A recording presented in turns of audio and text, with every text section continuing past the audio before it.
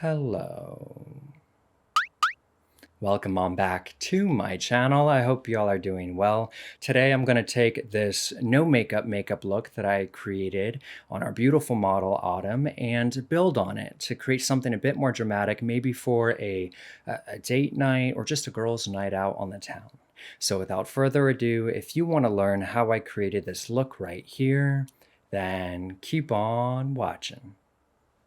So to begin, I'm taking the Hourglass Vanish Airbrush Concealer and applying this right on with my makeup sponge to the under eye area. In the first look we created, I didn't use a lot of powder to set the under eyes with, so I'm not too worried about layering this on top of it. If you watch the first tutorial, you know that it was my first time using this Hourglass concealer, so I wanted to try it out in a fuller coverage style for the second look. And it is, it is full coverage, fuller coverage than I had anticipated, which for me, that's fine because y'all know how much I love a full coverage glam. And this is nice because it's really going to brighten up the under eye, giving that spotlight effect to the center of the face, which will complement the dramatic eye makeup we later create. So next, I'm using the Laura Mercier Ultra Blur Translucent Setting Powder to set that concealer into place. And I'm using a powder puff to do this with. Also, I want to mention, only because I noticed some of you asking in the other tutorial, when I use a sponge, I do always dampen it. I never use a sponge dry, but I also don't have it soaking wet. You know, I just run it under some water and then I squeeze out all the excess water. So yeah, I hope that answers your question about that. But now that I have this concealer set into place, I'm then grabbing this one size Turn Up the Base foundation powder in the shade Light 2N and using this to add a bit more coverage to the rest of the skin. I love this method of layering on a powder foundation for this reason. It's taking down some of that shine, it's adding coverage, and it's a quick and easy way to do this without having to wipe off your makeup and start from scratch. Now, there are times it's better to just wipe it off and start fresh, like, you know, when you've spent the whole day in your makeup and, you know, there are areas of the skin that just look a little too worn in or it's kind of just falling apart. I find that to be the most common with the under eye area. There's creasing, mascara has transferred, eyeshadow has fallen a bit, or, you know, whatever the case is. And it's during times like that I like to take a makeup wipe, remove just the under eye area, and then reapply the concealer and powder. It'll freshen up the look quite well without having to start from scratch. But in this case, we filmed these two looks within only a short time frame of each other, and I'm enjoying how this is looking so far. So now I'm taking the Makeup by Mario SoftSculpt bronzer and using this to add some warmth to Autumn's skin with. The shade I'm using in this is the shade Light, which is perfect for her. She is quite quite fair, and this adds just enough warmth to the skin, but not so much that it starts to look muddy and orange, you know what I mean? And while I'm placing this along the perimeter of the face, including the forehead and jawline, I'm keeping most of the placement of this along the hollows of her cheekbones. There's something I've been loving lately about that 90s inspired look of having the bronzer and blush placed right at those cheekbones. So that's the direction I'm taking with this. And as I said, I am bringing a little of this up towards the forehead because I do want everything matching up and looking seamless, but keeping most of it along the cheeks is giving me that supermodel 90s glam vibes, and I love that. Also, I'm using the baking technique in this look today. Using some of the translucent powder we used a minute ago, I'm placing a good amount of that underneath the eyes, right where we had applied the concealer earlier, and I'll also place this along the jawline. So underneath the eyes, it's going to not only lock that concealer into place and increase the longevity of it, but it's also going to catch any fallout that we possibly get later on from the eye makeup. And as for the jawline, I just like how it sharpens the contours of her cheekbones. It adds a subtle brightness to this area, which I think looks really nice. Now to start on the eyes, I'm using the Charlotte Tilbury Color Chameleon eyeshadow stick in the shade Dark Pearl and placing this right along the complete upper lid. If you want a softer look, you'll want to use maybe a little less than what I'm using today, or if you like something a bit more bold and opaque, you'll use a little bit more. But what's great about this is that you don't have to get too caught up with getting this perfectly placed, because we're going to blend this all out anyways. As you can see here, I'm using an eyeshadow blending brush to little by little diffuse out that pigment before I repeat these same steps with the lower lash line.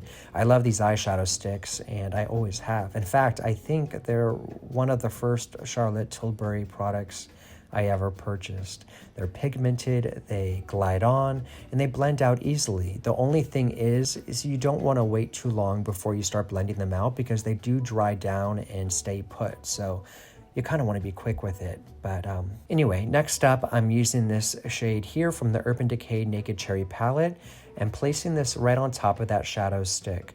I wanted a warm toned copper red shimmer shade, so this is what I reached for. I like the warmth it adds to this look, and I think it accentuates Autumn's beautiful blue eyes. All right, for the finishing touch, I'm taking this Makeup by Mario Master yeah, so that happened. I have to admit, I've dropped this so many times that the pigment was bound to fall out at any given moment. I just didn't think it'd be on camera, but what can I do? Now, not only do the eyelids have a beautiful bronze glittery sheen, but so do my studio floors. So it's a win-win. This is in the shade Bronzite. I'll link it down below, but I love how fine the glitter pigment is in this, and I think it just adds the perfect touch to the eye makeup. Next, I'm using this One Size Black Gel Eyeliner Pencil to trace her eyes with. And not just the waterline, but we're also tightlining with this, which means we're getting up in there in the waterline of the upper lid. And then I'm also placing this above the upper lash line, winging it out towards the outer corner. And then you'll see me here in a second take a detail blending brush to smoke out this liner. Although I wasn't originally planning on using a black eyeliner, I thought, heck, if we're going to do glam, let's do glam. And I really think this takes the eye makeup from looking pretty and soft to looking sultry and seductive. And then once we add mascara and eyelashes, it's going to be game over. So blend, blend, blend, smudge it around. You can add more liner if you find it needs a little extra, and take your time moving this product around so that it really complements your eye shape or your client's eye shape. For mascara today, I'm using the Morphe Make It Big Volumizing Mascara and running a good amount of this through both the top and bottom lashes. I think this is my first time using this, and I like it. It's pretty affordable. The formula is on the drier side, which I prefer in a mascara, and it does add that volume and density that I look for before adding on falsies. The false lashes I'm using today, I custom made. I have a whole other YouTube tutorial that I posted a while back on how I do this. I'll link it down below if you'd like to watch it. But basically, I take a really subtle lash, something like the Ardell Demi Wispies, and I build on that with individual lashes to customize the length, density, and shape that I'm looking to achieve. So yeah, once I have these glued on, I'm heading back to the eye makeup and running some black eyeshadow through the crease before blending it out. The reason I'm doing this is because I wanted to create the illusion of more lid space and add more definition to the overall eye shape. It's a little something that only takes a minute or so, but it does make a big difference, or at least I think so. And then now I can finally start wiping away the powder along with any eyeshadow that may have fallen down on top of it, leaving behind a cleaner, brighter appearance to these areas of the face. Now with the Charlotte Tilbury Cheek to Chic blush in the shade Ecstasy, I'm popping this right on. And yes, if you noticed from that product shot, I also just dropped this blush on the floor and it broke. I can't catch a break today. I'm literally the clumsiest person, but it's worth it because I love this blush on Autumn. And by the way, I'm going in pretty heavy-handed with this. Referring back to what I was saying earlier about the bronzer, I'm kind of going for that 90s supermodel, heavily blushed and bronzed cheek, really focusing most of the placement a little higher on the cheek and up onto the temples. For highlighter, I'm using the MAC Soft and Gentle Highlighter to add some glow back to the skin. We used a lot of powder today, which gives the skin a really matte finish, and it's great if you're someone who vibes with that, but for this look, I really wanted the skin to look alive and for it to look lived in. So by dusting on this highlighter to the highest points of her face, like the cheekbones, brow. By the way, doesn't that look really nice? I love how that looks. Anyway, dusting it onto the cheekbones, brow bone, down the center of the nose, and Cupid's bow. It'll add back in that glow and give the skin that expensive looking sheen that I love so much. To begin on the lips, I'm using this Persona lip liner in the shade Almond and using this to trace the borders of her lips with. I'm not overlining all that much. I think she has a really beautiful lip shape as is, but I'm more so adding some structure to her natural lip shape by using a deeper toned neutral lip liner just along the border to give us an ombre kind of effect once we add in the lipstick, which is going to be this Laura Mercier lipstick in the shade Nude Natural. I think this is one of the, my most used lipsticks for a nude lip. I've used this a million times, especially on brides, but it looks beautiful on everyone, every age, every skin tone.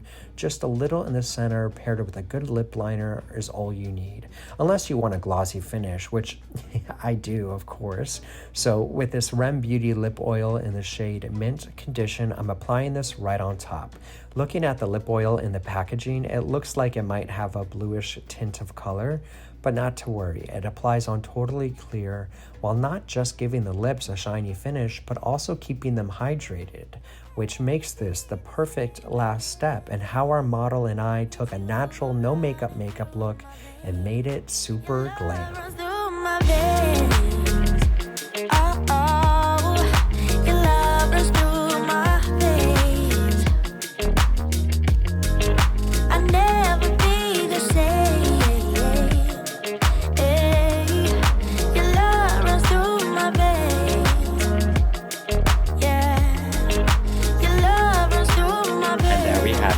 I hope you all enjoyed today's tutorial. If you did, be sure to give this video a big ol' thumbs up and subscribe to the channel. You can also check out more of my work on my Instagram at Painted by Spencer.